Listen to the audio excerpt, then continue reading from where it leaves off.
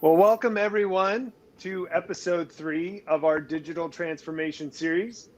If you haven't yet, check out episodes 1 and 2. They're available on demand at InEight.com here in the next week or so. But today, we're going to be having a conversation on digital transformation, and we're super excited to have with us Frank Peters from Los Angeles World Airports and Sala Eckhart from Microsoft. Glad to have you both here with us today. Before we dive into our topic, though, real quick, let's have both of you introduce yourselves and your background a little bit. Sala, ladies first. Thank you, AJ, and good morning, everyone. It is truly a pleasure to be a guest for InEight and talk about digital transformation together with you, AJ and Frank. I'm Sala Eckhart. I work for Microsoft internal real estate and security organization called Global Workplace Services, and I'm the director of transformation services in our Center of Innovation. My work focuses on developing the digital building lifecycle framework, and I'm accountable for our BIM strategy and digital construction strategy and digital twins strategy. As my background is that I'm trained as an architect back in Finland, but then I built a career that already incorporates the digital building lifecycle in it. So thank you so much for having me as a guest here. Thank you. Frank, how about you? Good morning, everybody. I'm Frank Peters. I run a group at the Los Angeles World Airports, which most of you might recognize as LAX. My background is a little bit mixed. I grew up in construction. I went to school to get away from construction. I spent most, I would say, the better half of my career in manufacturing and high tech, and after a number of ups and downs in the high tech, I got sucked back into the construction field about 12 years ago, and since then I've been focusing on BIM and VDC and project management in the construction field. And at LAX, my group is responsible for the owner's BIM strategy, which includes everything from standards to contract language to, and now in today's terminology, a digital twin. When we started, that term wasn't commonly used, but our responsibility is to develop the center of built environment information, so that when somebody has a question on, what is it and where is it, they come to our group to find out the information. So I could go in a number of directions on other topics too that my team is working on, but I'll suffice it to say good morning. Thanks, Frank. Appreciate it. So the really cool part of today's session is our panel is going to be talking about not just digital transformations in theory, but their firsthand experiences of how they are digitally transforming their organizations, and offering up some of their expertise, their knowledge, but also just some real world scenarios that they've lived through in doing such. And it's interesting. There's a lot of studies that show that construction is a bit behind when it comes to digital transformation. And what do we really mean by digital transformation or digital disruptions? Maybe Sala, you could give us an example of, for the audience, what is a digital disruption, and maybe why or how can the industry catch up? Oh, thank you, AJ. So I think that the great example of a digital disruption is already from the 1980s, when AutoCAD started replacing pen and paper as a drafting tool and enabling designers and detailers and engineers to be faster at producing drawings and documenting their work digitally. Next, even bigger digital transformation or digital disruption was the emergence of BIM technologies And it was about 25 years ago that we were imagining BIM to be what we today speak about as digital twins, creating a shared digital platform, enabling everyone to access the same latest and greatest data to deliver the digital replica of physical infrastructure. So for me and from my perspective, digital transformation and digital disruption means evolution. So it means that we are not making just incremental improvements at small scale to be slightly better than we were yesterday, but it means that we've actually started at a status quo and morphed into something completely new way of working, and that way enabling exponential improvement until we arrive at the stagnant phase again, and we need to digitally transform again. And as thinking about our industry, it is great that we are respecting the history and tradition, but we should be more focusing on the future than the past. And to my knowledge, no other industry is as proud of how they've been doing their business for hundreds of years and choosing to continue on the same path, regardless of known issues and problems. I think we've already had long enough clarity on where those disruption opportunities are. And us who've been in the industry long enough, we should be clearing the way for those that are now entering this industry and being digitally native already. And it's our responsibility to make their future better and just stay out of the way as they are continuing their careers and providing support with our experience. Yeah, that's a great point. The old "we've always done it this way" message.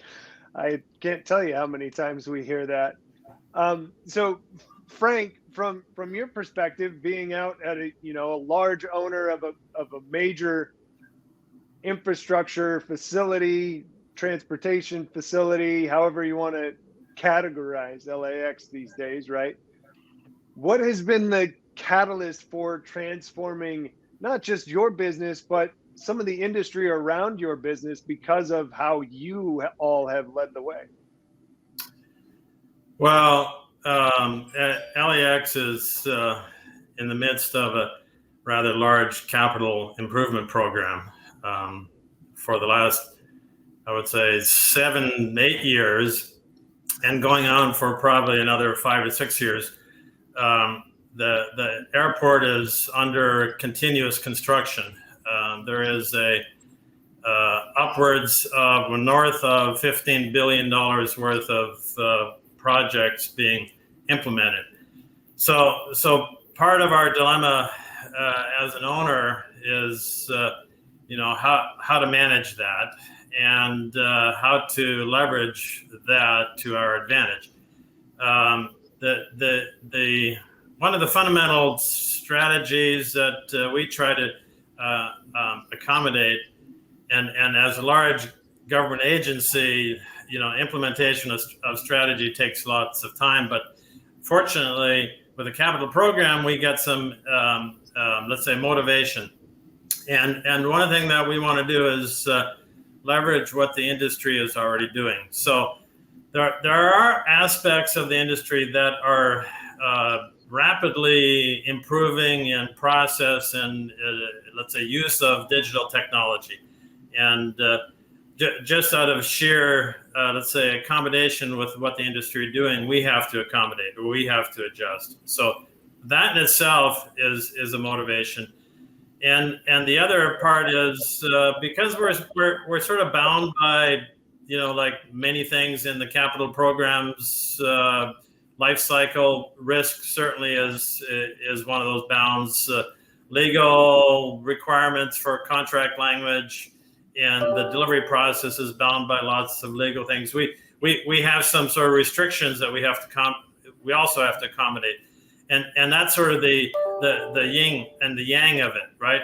So part of it is following the industry and trying to keep up with it and utilize what's the industry is already doing, and the other part is accommodating the ability to manage risk and the legal aspects of delivery processes, and that's sometimes a tricky path to navigate, and that's part of what we're doing is based on the fact that we have that opportunity. So let's do it.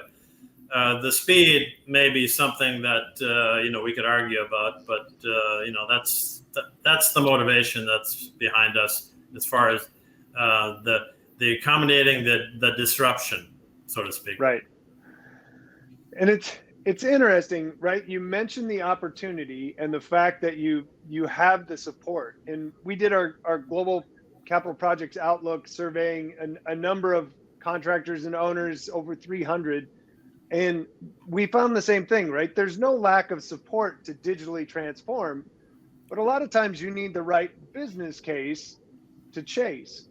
So Frank, what are some of the key business cases or business challenges that you are facing, or that LAWA has been chasing, that you're using that support to target?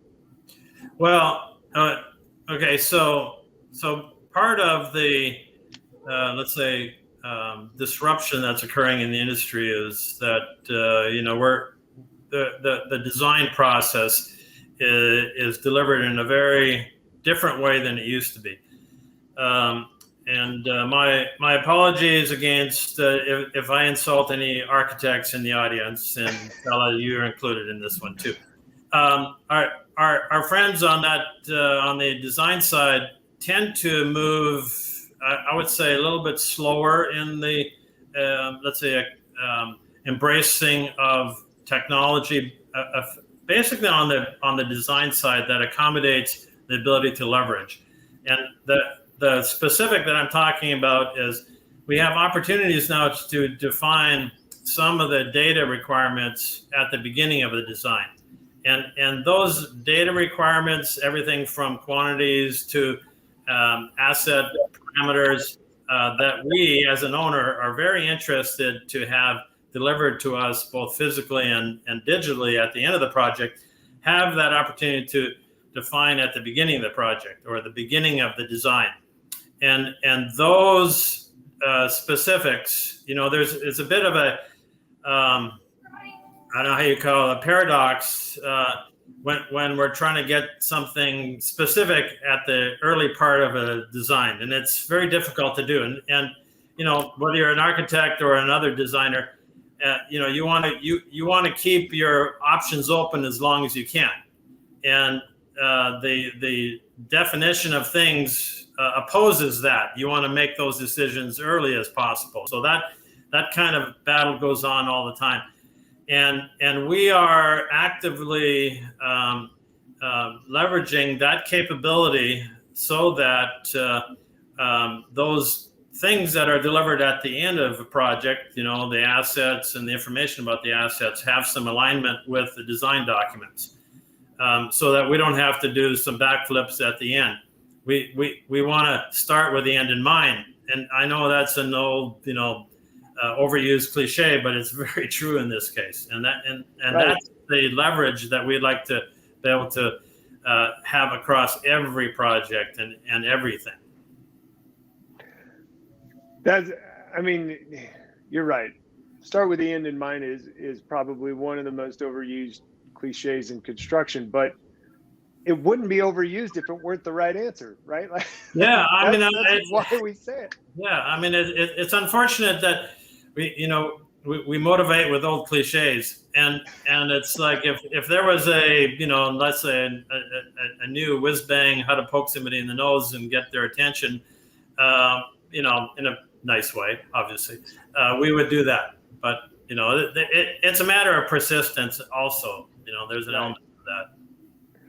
So then, turning the question to you, Sala, what are some of the key business challenges that Microsoft has been facing, or that you yourself have been promoting throughout the industry as an expert in this field?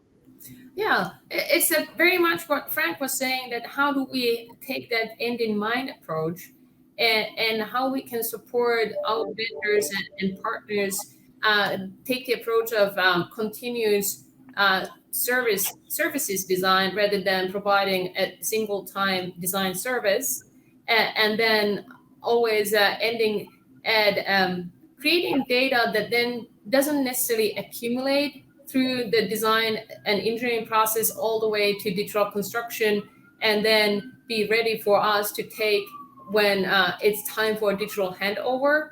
So it's from our perspective, it really depends on our network of people, that how digitally transformed are the partners and the companies that are working with us or working for us, so that we can then digitally transform to support them, support us. So it's very much that game of collaboration and breaking down the traditional silos, eliminating the unnecessary gatekeepers, and creating something that everyone feels that there is a high trust amongst the project teams, and high quality, and something that everyone can build on, even when the building itself is built for the first time, but then it starts to change, and things start to get very hairy very quickly. So if Right. we can create something that is easier to manage and is more digitally led, and people have the access to the latest and the greatest data, then we can rely on our decision making much better and have different outcomes. That's a good point. Focusing in on who has digitally transformed, who can we partner with that have these skill sets, because in a sense that's what the construction industry is, just a huge partnership on each project. And the better skills your partner has, the better you all turn out. Frank, I know with some of the challenges that you identified, Lawwell went out and looked for their own solution as well, not just specifically from partners. What did that process look like? Like, what did you have to put together on your evaluation sheet? How did you reach out to people? Just what was your mindset in searching for the right solution to take the step forward? Well, I'd like to frame it as being perfectly thought out and projected, and we got our experts to write it down, and we sent it out to the industry to tell us to present to us what we wanted. But that's not the way it worked initially, because it was purely out of an accident, I guess you could say, where. And I have to, let's say, full disclosure, I used to be a contractor at LAX, and that's how it started. I was part of a team that built the first big capital project since the '84 Olympics. So there was a long pause at LAX from 1984 to 2010. And on the 2010 timeframe, LAX went out and said, okay, we better, dress up this airport a bit. We need some new facilities. And long story short, I was part of the team that delivered that new terminal. And near the end of the project, the contractor looked at the documents and said, Mr. Owner, you're asking for piles of paper. Matter of fact, your contract language even says I'm supposed to deliver 6 Mylar copies of every drawing set, and I'm like, that nobody does that anymore. And what I did, I went and looked at effectively the industry and said, hey, what would be a tool set that we could use to deliver the digital equivalent of the closeout of a project, including documents, models, and data. And what we did was, from the contractor standpoint, we put it together, we delivered, but there wasn't anybody on the owner's side that could receive it. It was, and that's probably a common scenario for large agencies. There's no infrastructure at the agency to accept what we as digital transformers want to deliver. I left Friday from the completion of the construction project and took on the owner's hat on Monday and received what I pushed over on Friday. And that lesson of a contractor defining what an owner should use as far as systems became kind of like a little bit of an eye opener. And it turns out that that's a very common practice. And the problem with that is owners end up with, let's say an alphabet soup of systems at their disposal that they're not very good at using. And matter of fact, most of them don't use. So owners need to define the delivery of information into a system that is owned by the owner. And that became sort of a pillar strategy in saying, okay, we're not going to just receive what you, Mr. Contractor, would like to give us. What we want you to do is to give us what's you're contractually obligated to give us within the environment that we control. So that became, in today's terminology, that's the common data environment, right? At the time, there was no acronym for that. And there was very few systems that accommodate that. And, we've sort of lived with what we chose 8 years ago, and it has grown over time and has expanded capability. But it's important to know that as an owner, you want to define the how the information gets delivered to you. That's key. Yeah, that's a huge tip right there. And wrapped up in all of that, Mylar, a word some people on today's webinar might have to look up. Yeah, what is Mylar? That was advanced technology at the time. Made a lot easier for copying. Right. So you mentioned a common data environment. It's another one of the buzzwords around the industry, right? But Sala, when we talk about a common data environment, one of the things that we constantly look at is how do you balance all of the data elements, right? The scope, the cost, the schedule, that they typically all come from different areas. And then you've got to try to put them into this single source of truth. Why do you think that's been a challenge for owners and contractors, kind of balancing those together on the capital projects? And what maybe could they do to overcome this and or benefit from putting that all together? Yeah, it probably continues to be a challenge to the siloing of the roles and the disconnect that the AEC has from the O. So when thinking about that disconnect, the scope and cost and schedule mean very different things to a designer rather than a contractor. And then when you have an owner in the mix, they have a completely different perspective as a financial organization. So to overcome these challenges, adapting to the cloud-based common data environment might be a good starting point.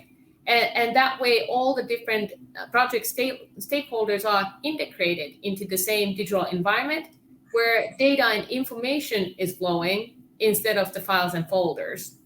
So it's much easier to have meaningful discussions with everyone when you're accessing the same latest and the greatest information.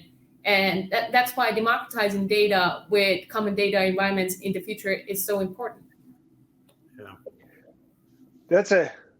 I think the real big point inside there, Sala, and you hit on this, and we've talked about this before, is that segregation or separation between the AEC and the O, right?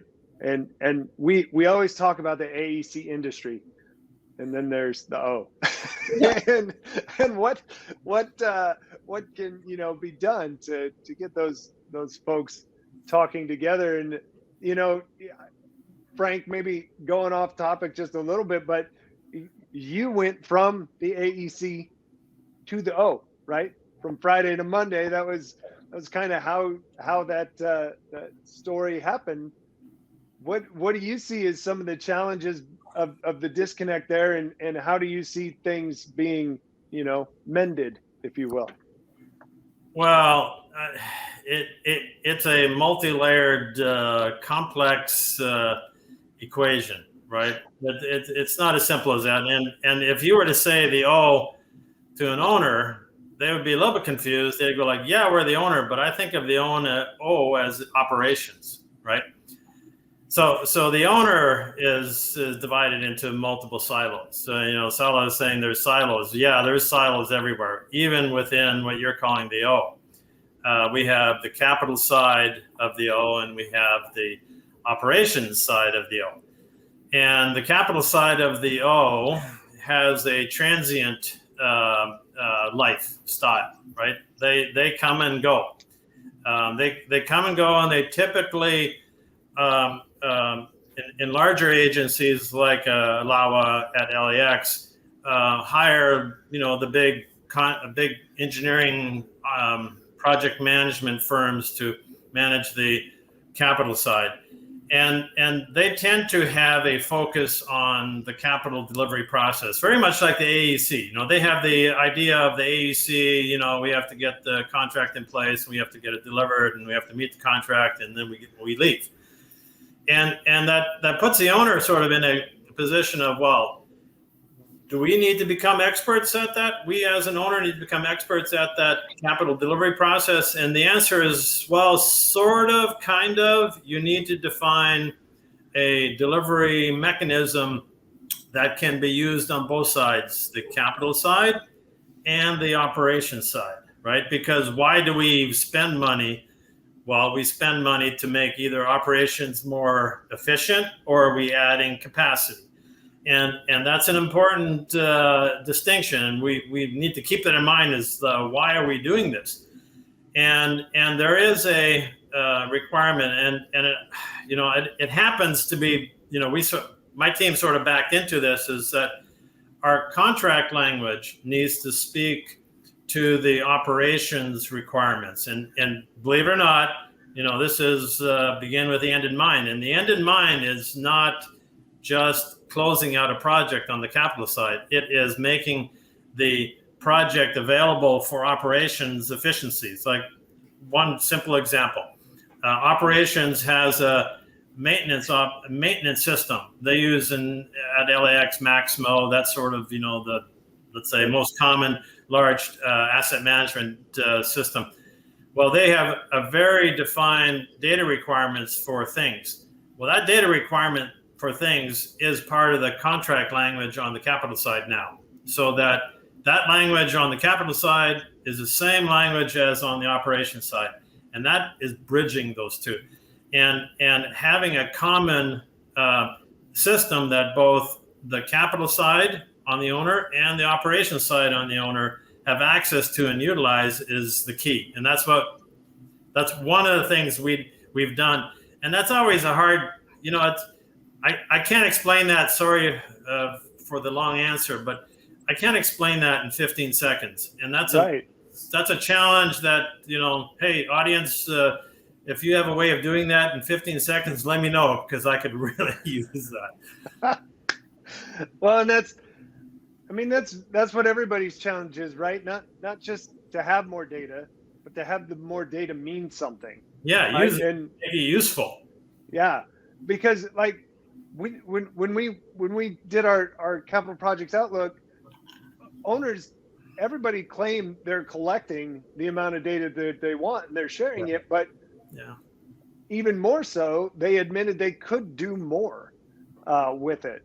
Sala, maybe in your opinion, what are some of the more things that people could be doing by connecting this data? Yeah, honestly, I think that everyone could do more with less, but at the same time, in order for us to really embrace the digital transformation in the industry, we need even more data, but the data needs to be somehow better documented, better structured, be in digital format, so that it doesn't continue to be as fragmented and as unstructured as traditionally speaking.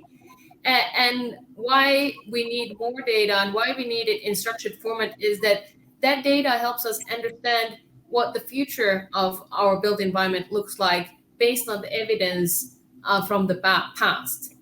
So that's the balance that we are struggling with as an industry, that even though if we are embracing big data for the sake of having a lot of data, if nobody's able to manage it and you can't really have machine learning algorithms or artificial intelligence to support your people do it, then that data becomes a burden. It becomes dark data that everyone knows that that lump exists, but nobody knows how to attack it, how to go and extract what is then relevant or meaningful for the different decision makers, and how that data could be actually used for creating that better future, the better outcomes in the future. We can't change what has happened in the past, but we can certainly just evaluate why things happened. But it needs to be something that is more pulling from the future than leaning into the past. Yeah, if I could add just a snippet to it as an example of that, there is no shortage of data coming our way. I mean, it's just we get flooded with, and the question is, well, what's useful? Well, we can use our toothpicks to figure that out, but there's just too much coming our way.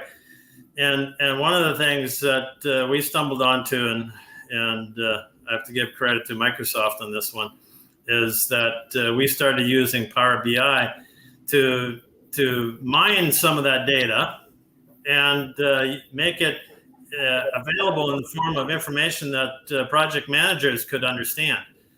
Like, for instance, we wanted to get data from contracts on assets. And it's always difficult to get the contractors to deliver, the nitty-gritty details. Well, we created charts that showed them how close they were in completing those requirements. And it was pretty simple, but the data was, there was a huge pile of data that we had, but that was way behind the scenes, right? And we just summarized it in a simple report that we could say to, all right, project managers, you're only 60% completed, and you've got 2 months before substantial completion, and come on, give it to us, please. Right. So we find ways to make this data useful, right? Sala, how do we get people to change the way we've already done it, right? We have to find some ways to include the people in the change process and find the answer to what's in it for me. And that way, when it becomes something that people want and see the value in, they will get on board. And we need to bring everyone on board. And it does sound like boiling the ocean, but change oftentimes fails because people feel so disconnected or undervalued as potential contributors.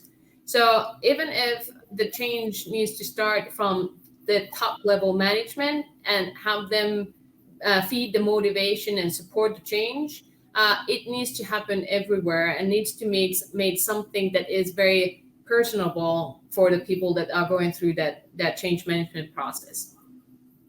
For sure. Frank, from your experience, what were some of the challenges that you ran into making the change to this new non-Mylar delivery method? Well, yeah, I mean, if anybody has ever written or read Peter Drucker, he's sort of a management guru par excellence. He always said, no matter what you do, culture will eat your lunch. If you don't affect culture, you're not going to be able to change anything. Culture is that people part of an organization that dictates the why of their behavior.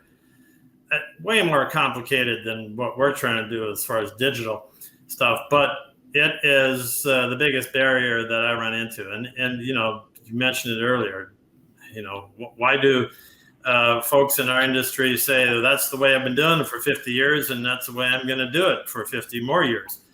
Well, there's a culture associated with that behavior, and what we've tried to do, and yeah, it is boiling the ocean, changing culture. You can't do that overnight.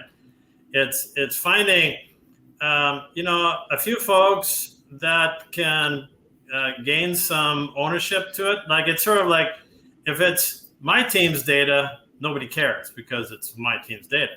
But if it's the project team's data and the project manager's data, and they have the ability to do something that they couldn't do before, and they could have a little bit of ownership in that, we run at that full force and go like, hey, anything I can help you to make you more successful and you take full credit and have ownership of it, so that I don't have to watch behavior at all times. I can basically know that it's going to happen whether I'm there or not. And my team can't be there everywhere. So it's a little bit, culture is by far the biggest hurdle that we have to address. And Salah's idea of getting successes at a personal level is the key. We've talked about what it takes to digitally transform. We've talked about organizing the data.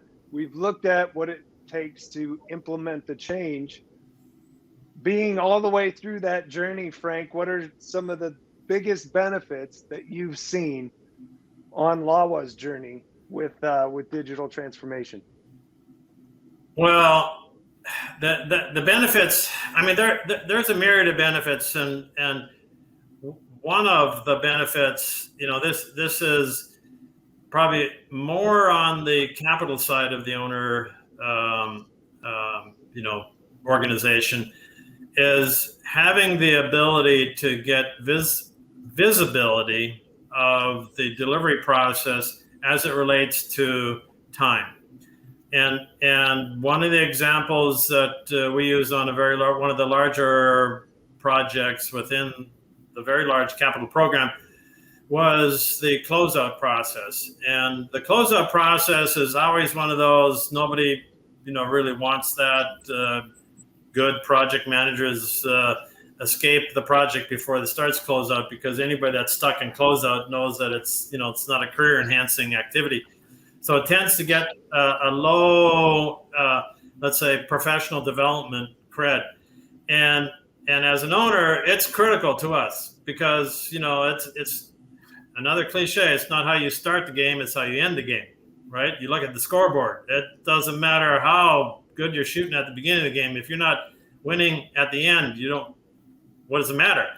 So that becomes a critically important part to us. And we implemented a digital closeout process so that we didn't have to transfer paper and physical checklists. And it sounds kind of archaic that's the way we used to do it. And yes, that's the way probably most of the industry does it. And we digitized that, and we associated some of those other things like a punch list with that. And we were able to close out this project in record time. I mean, it's one of those, hard to believe things when you can say, well, yeah, every project manager, he delivers under budget and under schedule or before schedule, which is, one of the biggest lies in the world. But in this example, we were able to close out a project in a time frame that was within the contract time frame, and we've never done that before. I mean, it was a 120-day closeout cycle that was in the contract, but I swear I've never seen an actual contract to actually do that, right? And we did that. We went from 40,000 punch lists down to 14 within that time frame. Now, am I going to claim success that I didn't get to zero? Well, those 14, in my mind, in the big picture, is pretty close to zero. So I'm claiming success. There you go. So, Salah, all of this talk about innovation, the future, digitally transforming, it costs money, right? There's an upfront investment to this. How does an organization that's interested in maybe taking that first step or that next step justify the cost? And what will be the differentiator for them if they choose to do so? Yeah, that's a good one. And it's the innovation, it always requires funding, but also education and training and prototyping and testing and the trial and the error. So from that perspective, it's an investment. However, big investment doesn't have to mean that it is an expensive investment. So when thinking about what's the ROI of innovation, innovation per se doesn't have an expectation of ROI. The results from the innovation fall into that category. and it's a very long journey measured in time.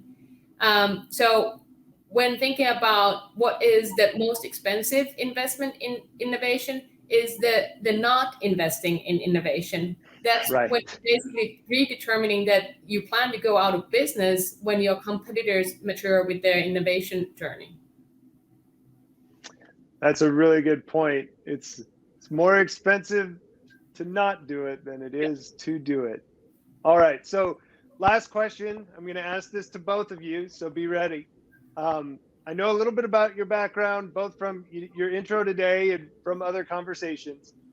And both of you, at one point in time, took a turn in your career because you saw a void in the industry that needed to be filled. So, any advice for listeners on this that maybe see a void for innovation or digital transformation at their company and have an idea to fill it, what they could do next? Sala, you first. I think that this approach going forward is that diversity and inclusion. Invest in the people who have the diverse backgrounds and diverse education, diverse career paths and career lengths too, and start blending those ideas and foster people talking to each other, because that starts to spark open innovation and spontaneous collaboration amongst people. And that's where you start to see a lot of business growth, but also improvement in your products or services. Yep, exactly right. The old ask questions, right? To check your ideas. Frank, what about you? Well, I think, my intro is I said I went to school to get away. I grew up in the construction industry as a family business, and I went to school to get away from it. And I think our industry has a bad rap. One, what parents tell their kids to go into construction because it's great. No, they say go into, information technology and, other things. And it's unfortunate because our industry has a bad rap. And I discovered that sort of the long way. It has a bad rap, as well as it pays pretty well, right? So most people don't know that, right? So it pays well and has a bad rap. And it turns out that the opportunities are immense. When you look at the industry worldwide, construction industry, it dwarfs every other industry, right? The money spent on building stuff just dwarfs everything. So one's ability to leverage an improvement is the definition of the opportunity is huge.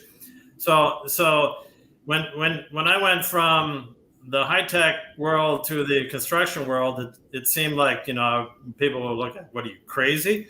I'm going like, yeah, that's probably true. I am crazy, but listen to me. There's an opportunity here, and the opportunity is this industry has places where improvement can be made with a individual's effort. And that to me is, important, as we choose what to work on. One needs to know that, the improvement that I'm going to have some impact on has a leverage, and this has a huge leverage. So I'm not disappointed. I've been doing this for 12 years. On the construction side, and in hindsight, I stumbled onto it. Right, I fell backwards in the sense of a career, but it was like a huge opportunity, and I have been, let's say, rewarded for that, and I've enjoyed literally. I would be lying when I said every step, because if you've worked in construction, you don't enjoy every day that you show up. But most days, I would say by far the vast majority of the days. So sorry for the long. Right. No, you're exactly right. The opportunities are going to be there, and it's about reaching out and taking those. Yeah. Well, thank you both for joining us today. It's been a great conversation. I've really enjoyed it. Hopefully all of our listeners have as well. Before you leave, don't forget to download our global project outlooks report on InEight.com, or you can find it attached to this session. Also, next up, we will finish our series out with episode 4 coming next week, December 8th, featuring WSP and Northeast Link. We will see you all there. Thanks again.